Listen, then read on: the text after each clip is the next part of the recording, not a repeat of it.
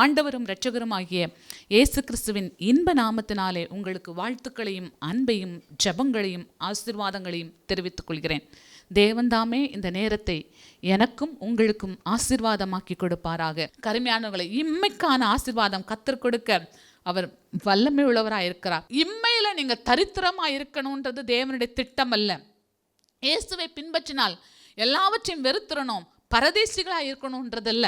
இயேசுவை பின்பற்றினால் உங்களை ஆசீர்வதிக்க அவர் வல்லமை உள்ளவராக இருக்கிறார். இயேசுவை பின்பற்றினால் உங்களை திருப்தியாக்க அவர் வல்லமை உள்ளவராக இருக்கிறார். ஆனால் இதற்காக மாத்திரம் நீங்கள் அவரை பின்பற்றக்கூடாது.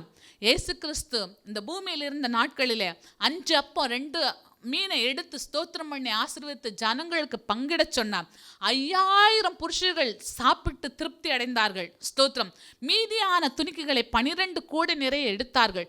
அப்போ மறுபடியும் அவர் டயர்டாகி அந்த கரைக்கு போகும்போது எல்லாரும் அவருக்கு முன்னாடியே அங்கே போயிட்டாங்க. உடனே இயேசு கிறிஸ்து சொன்னார், இவங்க என்னுடைய உபதேசத்துக்காக வரல, நான் அற்புதங்களை செய்ததுனாலே, நான் ஆசீர்வாதத்தை இவர்களுக்கு கொடுத்ததுனாலே என்னை பின்பற்றுகிறார்கள் என்று சொன்னார்.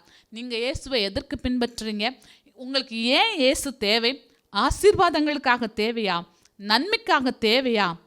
ஆனால் இயேசு தேவையா, ஆசீர்வாதம் தேவையா? இதை நீங்கள் புரிந்து கொள்ள வேண்டும். இயேசு தேவை என்று பிடித்துக் கொள்ளும் போது ஆசீர்வாதம் எல்லாம் அவர் கூட வரும். அல்லேலூயா, ஸ்தோத்திரம்.